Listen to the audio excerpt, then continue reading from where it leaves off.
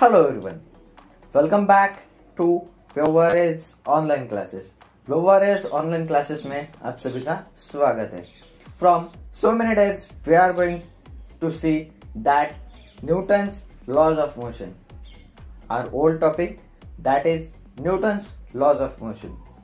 जो हम Newton's laws of motion देख रहे थे उसका आज हम last video देखने जा रहे हैं. So today we are going to see the last video of Newton's laws of motion, that is Newton's third law of motion. So if you didn't see the first two videos of Newton's laws of motion, that is Newton's first law of motion and Newton's second law of motion, don't worry, I provide the link in the description. So also like, share, comment that the video is useful or not, share to your friends and subscribe my channel, and also do not forget to press the bell icon. So before getting late, let us start our video, that is Newton's third law of motion, and don't leave my video till the end, just see the video whole till the end. So let us start.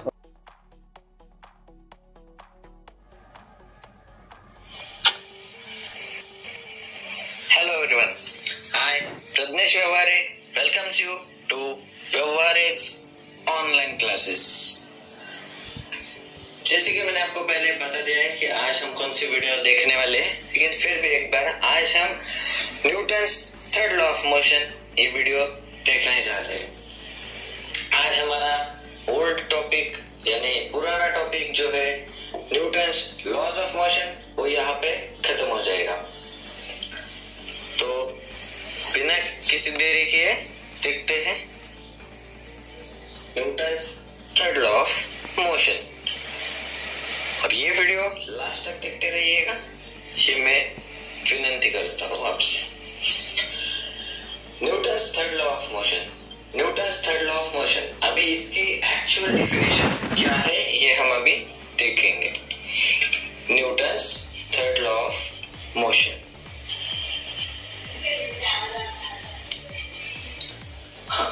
Newton's third law of motion states that to every action there is equal and opposite reaction. To every action,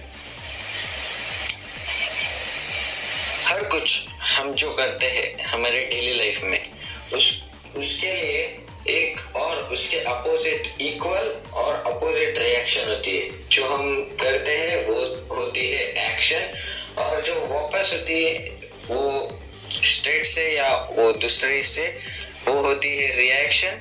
और ये कभी भी equal होती है. जो force हम वो object पे लगाएंगे वो ऑब्जेक्ट हम पे लगाएगा. हम एग्जांपल में और क्लियरली देख लेंगे. To every action there is equal and opposite reaction.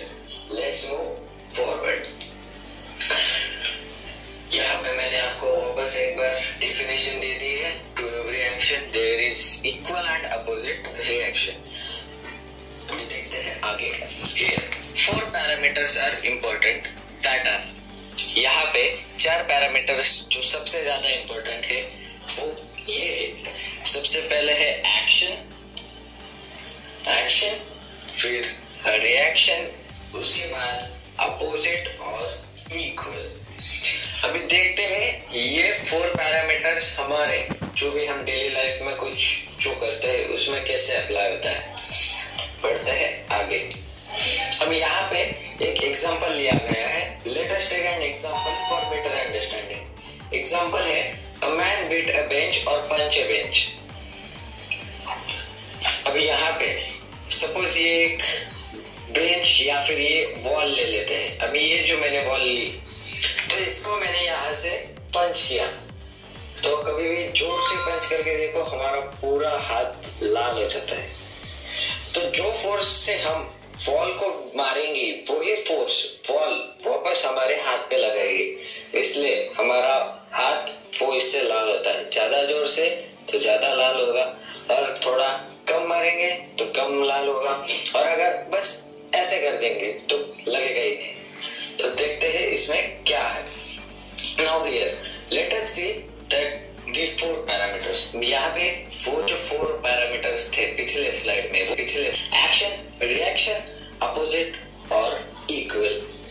पढ़ते हैं आगे। Now here let us see the 4 parameters. Here force applied by man to beat a bench is action force.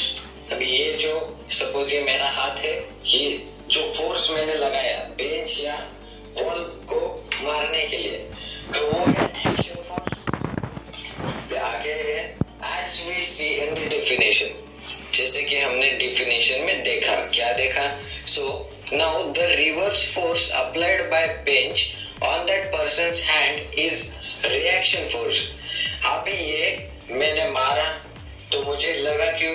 क्योंकि वॉल ने भी वापस मेरे हाथ पे फोर्स, जितना अमाउंट में मैंने फोर्स अप्लाई किया वही अमाउंट में वापस वॉल ने भी मेरे हाथ पे अप्लाई किया, तो वो है रिएक्शन फोर्स। तो वो है रिएक्शन फोर्स। यहाँ पे हमारे 2 पॉइंट्स क्लियर हो गए, वो है एक्शन फोर्स और दूसरा है रिएक्शन फोर्स। तो अभी बचे हैं अपोजिट और equal. Total force applied by that person to the bench and equal and the reverse force of the bench applied on that person's hand is equal. अभी मैंने आपको 2 बार बता दिया कि जो फोर्स मैं अप्लाई करूंगा वो भी फोर्स वॉल वापस मेरे हैंड पे अप्लाई कर देगी, तो वो हो जाएगा इक्वल। ये ना ही छोटा बड़ा होगा, ये बस इक्वल होगा। ये इरेज कर देते हैं, 1 मिनट।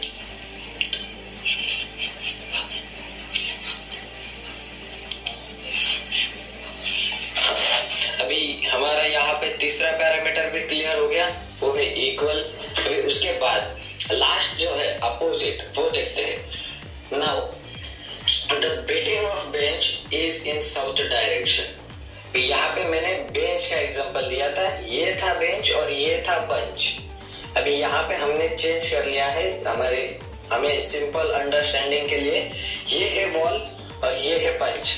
अभी यहाँ पे मैं पंच कर रहा हूँ, ये वॉल वेस्ट डायरेक्शन से है और पंच ईस्ट डायरेक्शन से, तो ये यहाँ पे आया। Now beating of bench is in east direction, west direction.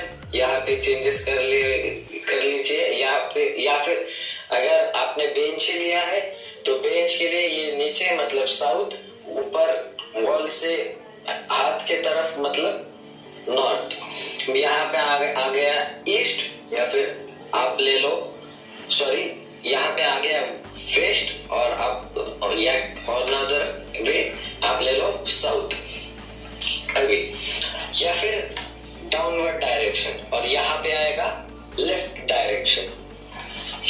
And the reverse force by bench और the reverse force by wall is in upward direction.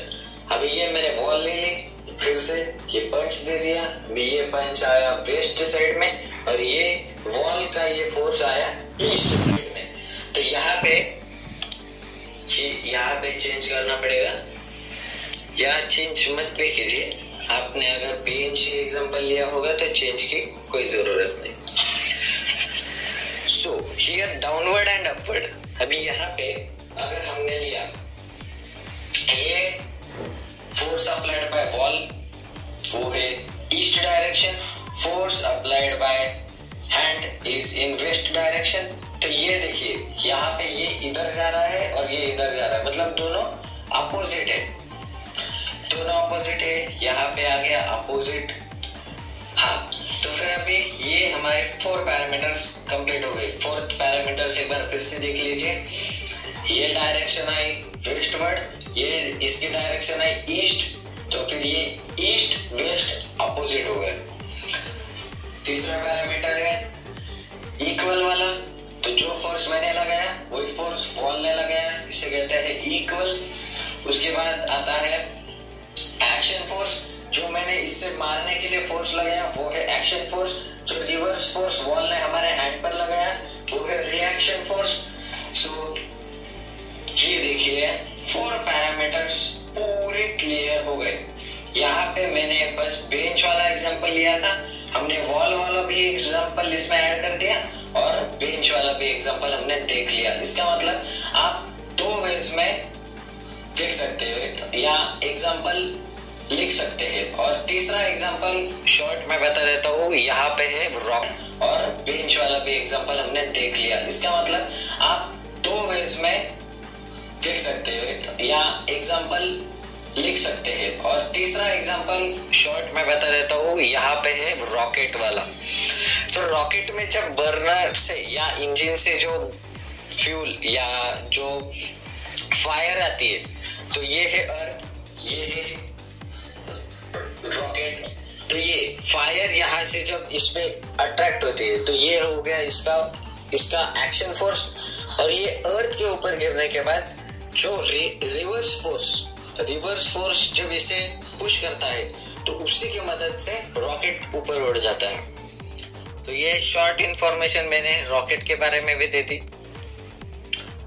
तो देखते हैं नेक्स्ट स्लाइड में और कुछ है, ये लेक्चर खत्म हो जाता है। हाँ, यहाँ पे हमारा सेशन एंड हो गया है।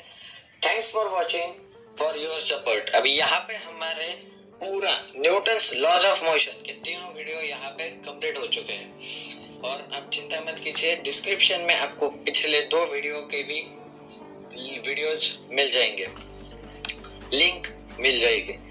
Thank you friends for your support. Just like, share, comment, subscribe my channel, and also do not forget to press the bell icon. If you've already subscribed, thanks for your support. Let's end our session. Thank you. मिलते हैं next video में।